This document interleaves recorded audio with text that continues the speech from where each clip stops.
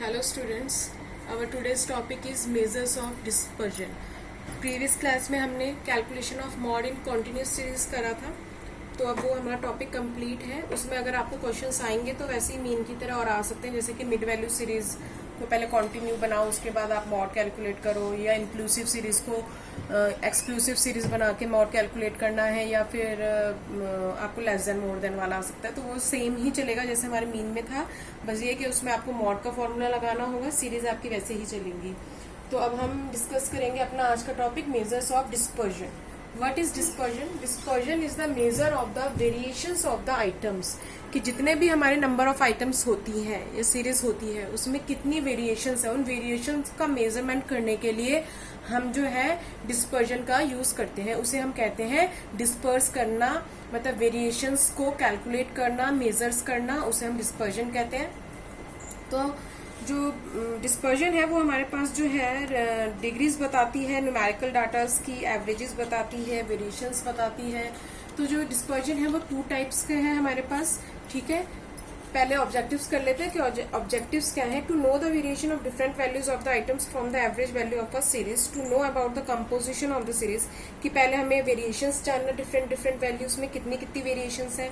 फिर उनमें क्या कहते हैं, उनकी सेंट्रल टेंडेंसी को निकालना, उनकी रेंज को निकालना, फिर उनको कंपेयर करना 2 या 2 से ज्यादा सीरीज को. ठीक है, फिर उनकी सेंट्रल टेंडेंसी निकाल के ट्रूली रिप्रेजेंट करना अपने डाटा को.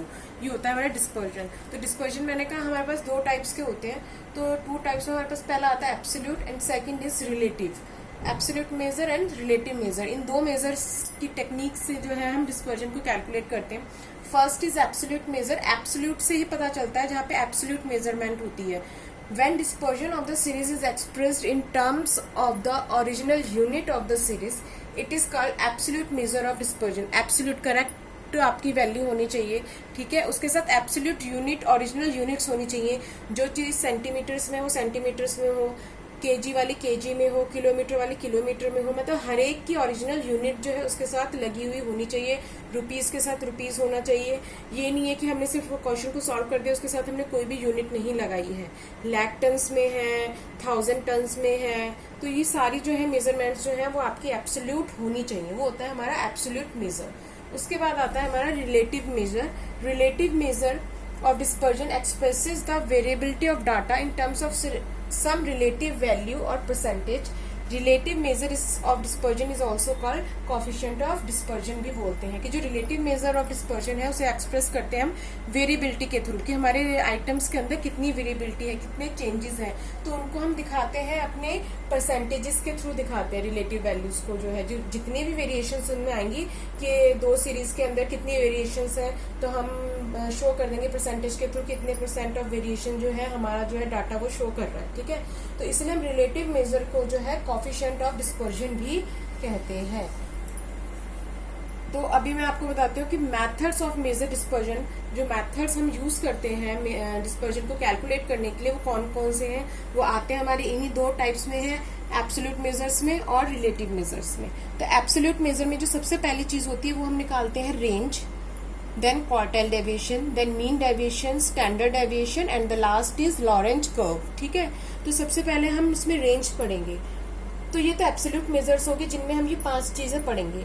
इसी के रिगार्डिंग जो हमारा रिलेटिव मेजर है, जब मैंने कहा ये तो हम सारी चीजें पढ़ेंगे ही, रिलेटिव मेजर्स में हम कोएफिशिएंट्स निकालते हैं, क्योंकि इसे कोएफिशिएंट ऑफ डिस्पर्जन भी कहा जाता है. तो इन्हीं के हम कोएफिशिएंट्स निकालेंगे, इन्हीं सारे मेथड्स के हम कोएफिशिएंट्स भी निकालेंगे. तो रिलेटिव मेजर जब एब्सोल्यूट में हम रेंज निकाल देंगे तो रिलेटिव में आके हम उसका कोएफिशिएंट ऑफ रेंज निकालेंगे. एब्सोल्यूट मेजर में अगर हमें क्वार्टाइल डेविएशन निकालने को बोला होगा तो इसमें हम कोएफिशिएंट ऑफ क्वार्टाइल डेविएशन निकालेंगे.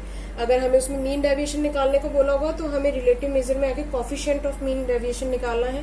अगर उसमें स्टैंडर्ड डेविएशन निकालने को बोला होगा तो इसमें आके हमें कोएफिशिएंट ऑफ स्टैंडर्ड डेविएशन निकालना है, जिसे हम कोएफिशिएंट ऑफ वेरिएशन भी कहते हैं. कोएफिशिएंट ऑफ स्टैंडर्ड डेविएशन को हम कोएफिशिएंट ऑफ वेरिएशन भी कहते हैं. ठीक है, लॉरेंज कर्व की जो है लॉरेंज कर्व है क्योंकि वो इसमें उसकी कोएफिशिएंट्स नहीं निकलते हैं.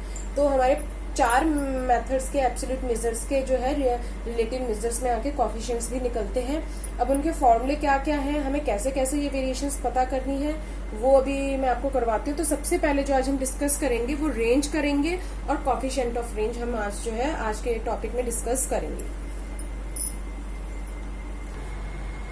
Now first we discuss range. What is range? Range is the difference between the highest value and the lowest value in a series. कि हमारे सीरीज के बीच में जो है हाईएस्ट वैल्यू और लोएस्ट वैल्यू क्या है, उसके बीच में कितना डिफरेंस है, कितनी वेरिएशन है, वो हमें फाइंड आउट करना है. तो रेंज को हम आर से डिनोट करते हैं, तो उसका फॉर्मूला हो जाता है h minus L. h denoted to highest value and l denoted to lowest value. तो जब रेंज निकालेंगे फिर हम उसका, मैंने कहा था रिलेटिव मेजर निकालते हैं कोफिशिएंट ऑफ रेंज. तो कोफिशिएंट ऑफ रेंज को हम सी आर से डिनोट करते हैं. C R is equal to H minus L divided by H plus L. H minus L तो वही आपका रेंज का फॉर्मूला हो गया. उसको कोफिशिएंट में चेंज करने के लिए हम उसे H plus L, highest value plus lowest value से डिवाइड कर देते हैं, तो वो हमारा कोफिशिएंट ऑफ रेंज जो है वो बन जाता है. तो अब इसको समझने के लिए अब हमें इसकी कैलकुलेशन जो है तीनों सीरीज में करेंगे, डिफरेंट सीरीज में करेंगे. तो सबसे पहले अब आपको लर्निंग होगी कि हमारी 3 सीरीज होती है. तो सबसे पहले हमारी इंडिविजुअल सीरीज आ गई. इंडिविजुअल सीरीज में क्वेश्चन है कि मंथली वेजेस है हमारे पास वर्कर्स की फैक्ट्री के, तो उनकी वेजेस है हमारे पास सारी. ठीक है, अब इसमें हम ये देखेंगे कि हमारे हाईएस्ट वैल्यू जो है वो क्या है. Highest value is 500. Now the lowest value is 50. तो रेंज निकालनी है हमें. तो R is equal to H minus L. तो हाईएस्ट वैल्यू 500 में से हम 50 को माइनस कर देंगे, तो रेंज आ गई हमारी 450. तो 450 क्या है, हमारा रेंज आया है. ठीक है ना, कि कितनी रेंज है, मतलब मिनिमम और मैक्सिमम वेजेस में कितनी रेंज है फैक्ट्री वर्कर्स में. तो वो है 450 की, कि 50 से भी स्टार्ट हुए हुए वर्कर जिन्हें वेजेस मिल रही है और 500 तक भी पहुंचे हुए हैं. तो बीच का जो गैप है वो 450 रुपए का गैप है मिनिमम और मैक्सिमम वेजेस में वर्कर्स की. Now there coefficient of range जो है, अब जो हमारा h माइनस एल और h प्लस एल जो हमारा फॉर्मूला है कोफिशिएंट ऑफ रेंज का, तो h माइनस एल 500 माइनस 50, उसी को अब हमने डिवाइड करके मतलब डिवीजन में हमें उसे ऐड कर लेना है 500 प्लस 50. तो 500 माइनस 50 करके हमारा 450 आ गया था, और 500 प्लस 50 करके हमारा 550 आ जाएगा. इनका डिवीजन करेंगे तो हमारे पास आ जाएगा 0.82. तो ये इसकी कोफिशिएंट ऑफ जो है रेंज आ गई है. ठीक है, अब इसकी ही रिगार्डिंग मैंने आपको एक क्वेश्चन सॉल्व करने को दिया है, ये आप मुझे सॉल्व करके सेंड कर दीजिएगा. 5 students obtain following marks in statistics में 5 स्टूडेंट्स के आपको मार्क्स दिए हुए हैं. इन मार्क्स का ही आपको रेंज भी निकालना है और कोफिशिएंट ऑफ रेंज भी निकालना है. ठीक है, अब आ जाते हैं हम अपनी डिस्क्रीट सीरीज पे. तो डिस्क्रीट सीरीज जो है हमारी, सॉरी मैं यहाँ लिखना भूल गई, मैं इसे इरेज कर देती हूँ. यहाँ लिख देती हूँ मैं कि ये जो अब मैं आपको क्वेश्चन करा रही हूँ, ये जो है हमारा डिस्क्रीट सीरीज के रिगार्डिंग है. डिस्क्रीट सीरीज, ठीक है. तो calculate range and coefficient of range. तो अब डिस्क्रीट सीरीज में क्योंकि हमारे पास क्या होता है, मार्क्स वगैरह भी होते हैं या साइज वगैरह भी होते हैं, और उसके साथ हमें फ्रीक्वेंसी भी गिवन होती है. तो इसमें मार्क्स और नंबर ऑफ स्टूडेंट्स हमें गिवन है. ठीक है, पर मैंने आपको रेंज की अभी जब डेफिनेशन बताई थी तो मैंने उसमें बताया था कि range is a difference between the highest and the lowest value in a series. Series में, तो सीरीज में आते हैं हमारे, सीरीज में साइज आएगा, मार्क्स आएंगे. तो जब भी हम रेंज देखेंगे डिस्क्रीट सीरीज में, तो हम फ्रीक्वेंसीज को कभी भी टच नहीं करेंगे. फ्रीक्वेंसीज में से नहीं देखते हैं हम कहाँ से देखते हैं, एफ को टच नहीं करते हैं, हम एक्स में से ही देखते हैं. जो हमारे मार्क्स, साइज वगैरह जो भी दिया होगा, रेंज और कोफिशिएंट ऑफ रेंज जो है हम इसमें से ही निकालेंगे, जाने कि हम एक्स में से ही निकालेंगे. तो यहाँ पे जो है हमारा इस क्वेश्चन में हाईएस्ट वैल्यू 70 है और लोएस्ट वैल्यू 10 है. तो h माइनस एल करके हमारा रेंज आ गया है 60. उसके बाद जब हमने कोफिशिएंट ऑफ रेंज निकाला तो 70 माइनस 10 डिवाइडेड बाय 70 प्लस 10 कर दिया, क्योंकि हमारा फॉर्मूला क्या है, h minus L divided by h plus L. तो ये आ गया 70 माइनस 10 60 और 70 प्लस 10 80. तो 60 डिवाइडेड बाय 80 हमारे पास आ गया 0.75. तो ये हमारा आ गया coefficient of range. Discrete series में ध्यान रखिएगा कि हमें जो है एक्स में से ही फाइंड आउट करना है अपना highest value and lowest value. Frequencies में से मत लीजिएगा, क्योंकि फ्रीक्वेंसीज जो होती हैं वो हमारे शफलिंग नंबर्स होते हैं. ठीक है, तो फ्रीक्वेंसीज में से नहीं लेते हैं, ये हम सीरीज में से लेते हैं. ओके, अब डिस्क्रीट सीरीज के रिगार्डिंग भी मैंने आपको एक क्वेश्चन दिया है सॉल्व करने के लिए. कैलकुलेट रेंज एंड, इसमें भी range and coefficient of range आपको दोनों निकालनी है.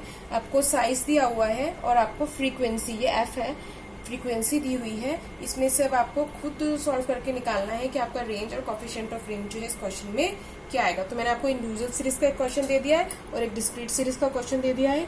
कॉन्टिन्यूस सीरीज हम कल डिस्कस कर लेंगे. पहले आप मुझे ये 2 क्वेश्चन जो है सॉल्व करके भेजिएगा, और अगर इसके रिगार्डिंग कोई भी क्वेरी या क्वेश्चन होगा आपका तो वो डिस्कस कर लेंगे हम. आप मुझे व्हाट्सएप पे सेंड कर दीजिएगा.